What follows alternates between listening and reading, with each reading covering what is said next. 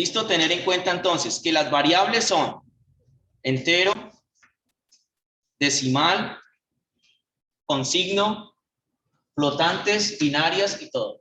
Les vuelvo y le digo, mire, vamos a entenderlo así, chicos. Esto es una cajita. Esto es una caja. Vamos a hacer un trasteo. Si lo entendemos así, va a ser mucho más fácil. ¿Listo? Un trasteo. Y en ese trasteo vamos a guardar datos. Datos. Datos. Cada vez vamos a guardar muchos datos. ¿Vale? Existen muchos tipos de datos en C#. Tal vez usted dice, yo no entiendo ni qué es subbyte, ni subshort, ni in, ni long, ni byte, ni short. No. No los vamos a entender explícitamente, ¿sí? Porque es un programa, un lenguaje de programación complejo. Pero cada uno de estos guarda un dato, un long, un entero largo, ¿cierto? Entonces, estos tienen un rango. Ya les voy a decir qué rango tienen. Voy a pasar para avanzar y ahorita hacer algunos ejemplos.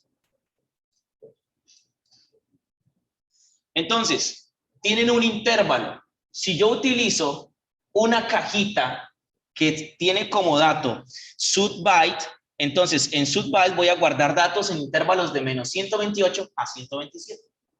Entonces, esos son los datos. Pregunto, ¿el número 150 cabería ahí? Sí. No.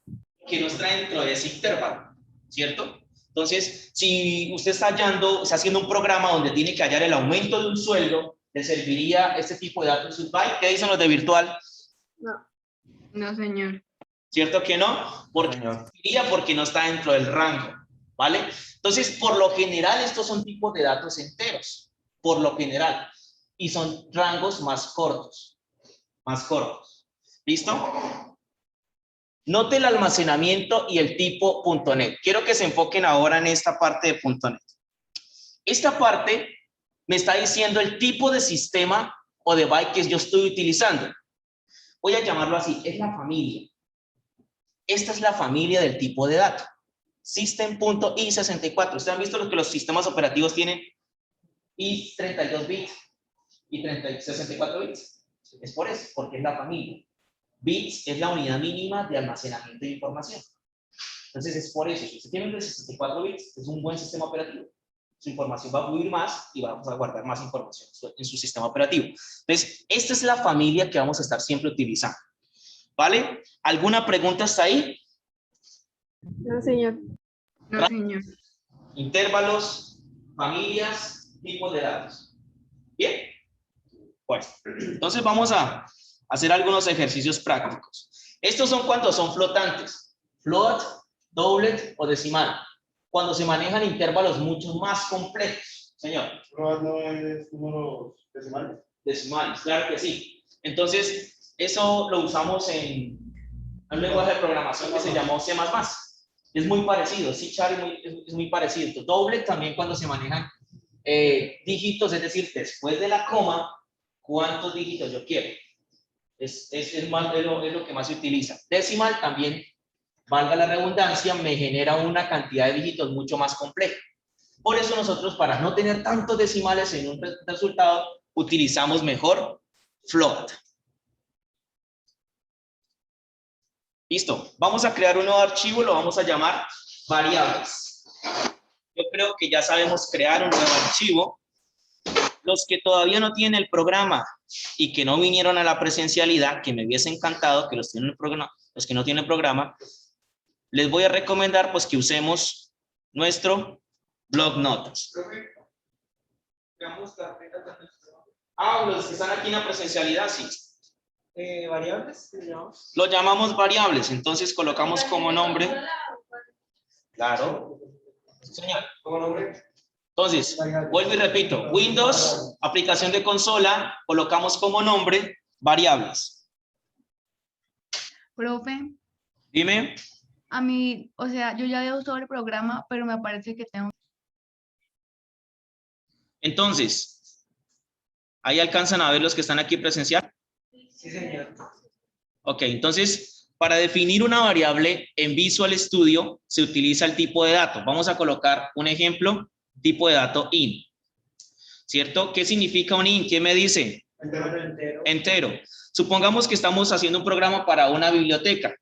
Coloquemos el la variable que va a guardar la cantidad de libros o el número de libros. Una de las cosas que tenemos que tener en cuenta en Visual Studio es que seguido de la variable, del tipo de datos, debe ir el nombre de la variable y debe terminar en punto y coma. ¿Listo?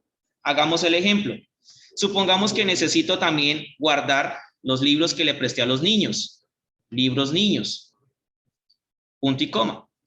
Y ahora necesito guardar, digamos que por materia, entonces libros de matemáticas, ¿cierto?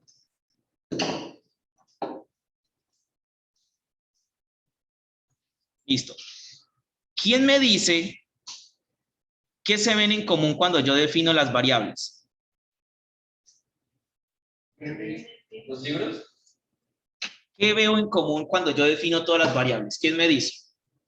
El punto y coma. Bueno, punto y coma, muy bien. ¿Qué más? El tipo de variable. Paréntesis. El tipo de variable que es entero. El tipo de variable, muy bien, que es entero, muy bien. ¿Qué más? Que todos tienen libros, ¿no?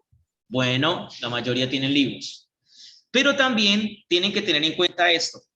Una de las nomenclaturas de C# para nosotros definir variables es colocar.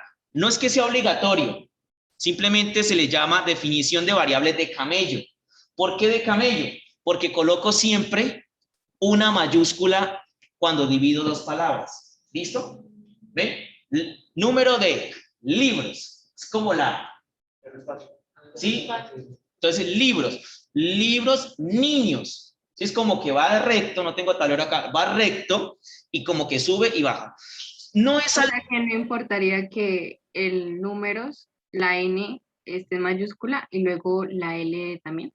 No importa. Ah, ok. Simplemente es una diferenciación en la nomenclatura. ¿Quedó claro? Ahora, no es obligatorio. ¿Listo? Ahora, si ustedes me dijeron, profe, todos están en común. Entonces, para yo evitar todo esto en líneas de código, simplemente las separo por coma en una sola línea. Entonces, hagámoslo. Entonces, ahorita las borramos de ahí abajo o las podemos copiar y pegar así.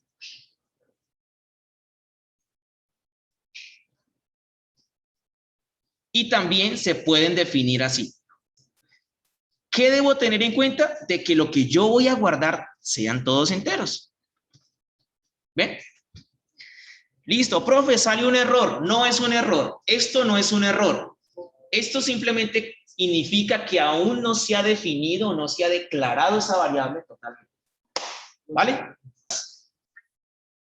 ¿Qué tipo de dato utilizaría? Puede ser float o puede ser doublet. ¿Listo? Entonces vamos a definirlo. Doublet y espacio promedio final. Punto y coma. ¿Listo? O usted me dice, profe, también lo puedo definir como float. Float. Promedio final 1, para no tener confusión. Vamos a ver.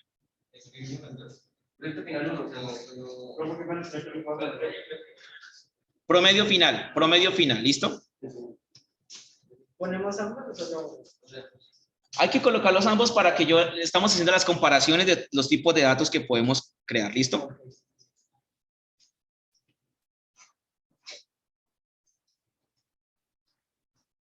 Puede haber un número indefinido de variables definidas. Claro. ¿Usted puede ver un número indefinido de variables? Claro que sí. Después de que usted no duplique la variable, ¿no? Okay. ¿Listo? Por eso yo le coloqué al segundo, le coloqué variable promedio final 1, para no tener esa confusión, ¿vale?